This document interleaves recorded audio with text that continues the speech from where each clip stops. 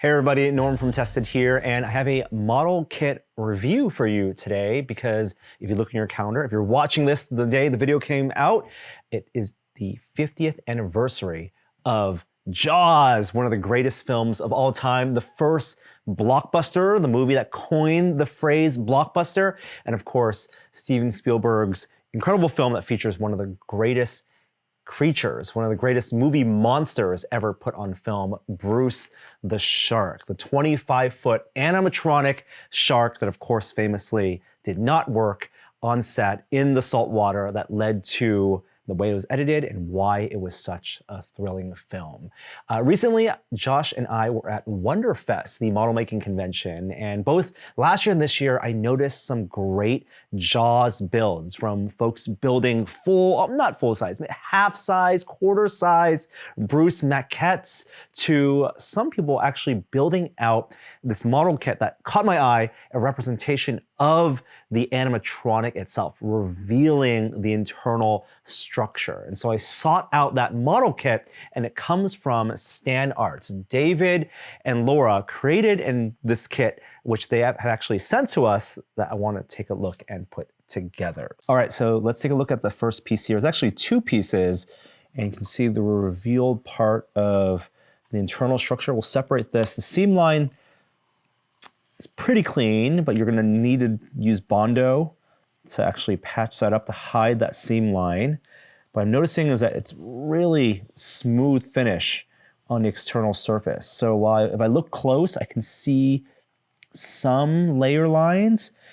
They might have done some pre-sanding already to actually smooth that out, because as I move my finger across it, I cannot feel any of the layer lines. So put a coat of primer on this, maybe do a little bit of sanding, but I don't think too much work is gonna be needed. Internally, there's actually a modeled interior, so that's nicely textured, so that'd be cool to paint the internal steel structure. Got a lot of registration points and pegs for it to all fit together. It being a 3D print, you're always concerned about fitment and warping, but it looks like, at least for these two pieces, they fit together pretty well. All right, moving on, we got Bruce's head here, and both the upper jaw and lower jaw, 4 pieces. So the teeth, his dentures do pop out. Oh, nice, look at those teeth. Okay, very sharp, fine resolution. I love this inset teeth, this row of teeth here. Has nice dimensionality, so that's gonna be really fun to paint. His upper palate here, nicely textured as well. I see these dots are print supports, but that's hidden, so don't even need to do a ton of work on that before fitting his teeth onto his upper jaw. Again, it's cool sculpted detail on his face, his distinct nose and eyes. Oh, that's just very much Bruce. And the lower jaw here, again, the teeth do come out, and teeth and tongue come out for painting. Nicely registered. And pegs here for connecting those. Okay, so definitely not gonna be gluing those together until primed and painting. The tail, you see some of that revealed steel infrastructure, that frame. So this will just connect to the back where we are right here. Aha, again, checking for fitment.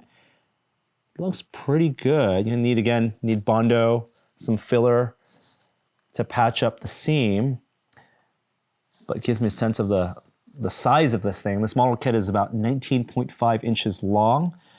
Real Bruce, the mechanical Bruce, was 25 feet long, so if you do the math, it's about 1/15 scale. Got some additional pieces, fin, bottom, and most interesting to me, the internal structure. This is a beautiful piece, look at that. So this is the bulk of the mechanics that goes inside the body. Again, printed and oriented so the supports are the part that you don't see. Those are those support marks, so I'm not gonna need to sand those.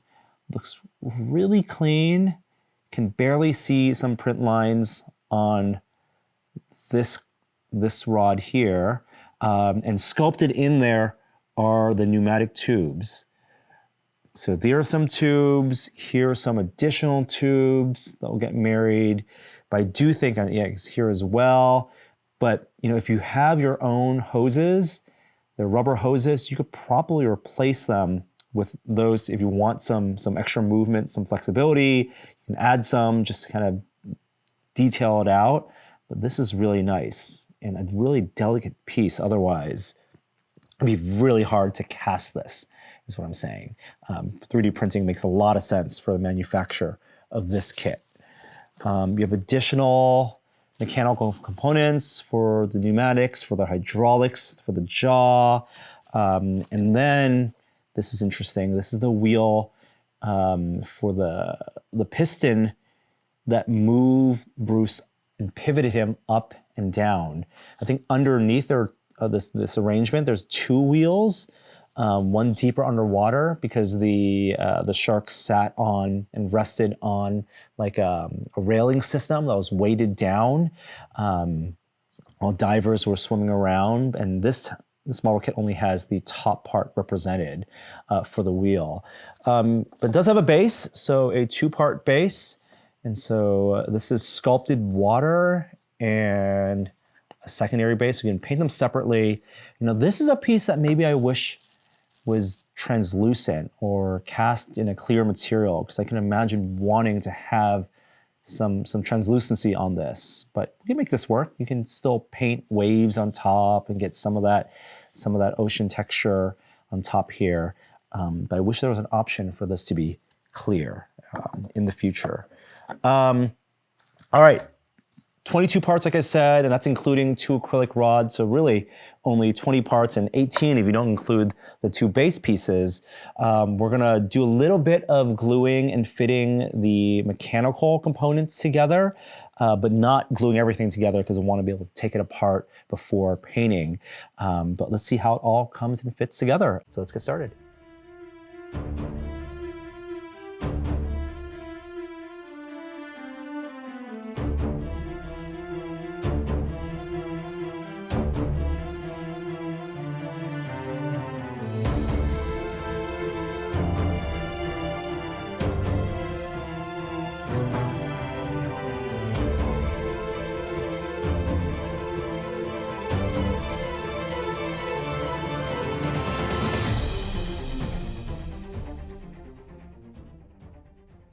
Hey Adam. Dude. I wanted to show you this model kit that Josh and I saw at Wonderfest and that you might be interested in. I am always excited when you head off to Wonderfest. Yes.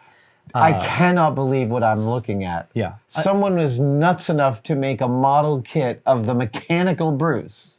The interior, and they model this themselves. This is David Stan of Stannarts, and they sell this as a resin kit, actually a 3D printed kit, which I think makes sense for the internal structure. 100%. Yeah, there's a lot of the wire detail is beautifully done. Interestingly enough, something I don't see often enough is that the fine wire work lends scale to it that feels very realistic. Right. The original one, 26 feet long, scaled down. I mean, you were saying like you want a tiny characters. Yes, I want a tiny little sheriff. Yes. Right? Yeah. What is this? I think close to like 1/15. It's an unconventional scale, something that would be good for tabletop size. I'm curious. So he must have looked at production photos to sort of figure out this structure. I think so, and there's some well-documented, not exactly blueprints, but I think Greg Nicotero did a restoration run of the full size, and so at least for the exterior, I think you were telling me like Bruce is such a unique, for a great white, a unique look, right? He does. He's got that cheeky thing, these little things over here. It's very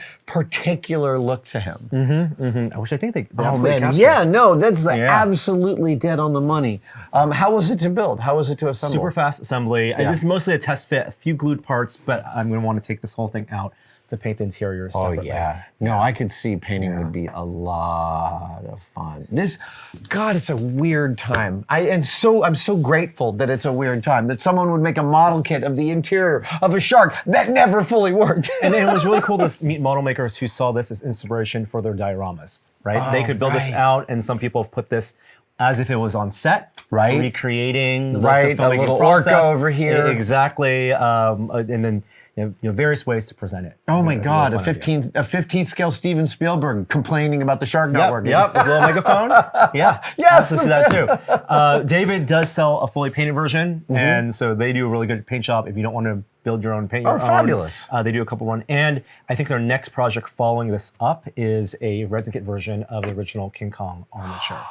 Not articulating, right, but the full armature based on the Bob Burns model. Amazing. The sideshow armature of King Kong that sold for $600 and now is $2,000 is one of my great regrets that I didn't buy it when it came out. And that one, over time, those things like they drift. They're not real armatures. Exactly. But yeah, having a resin version is a great idea. I love the way they're thinking about resin kits. It's one of the fun reasons we go to the show with more videos coming from Wonderfest. Amazing. But this is what I wanted to share with you for the 50th anniversary, of course. 50th anniversary of Jaws, of course. Jaws out. Hopefully when this video comes out, if the timing is right.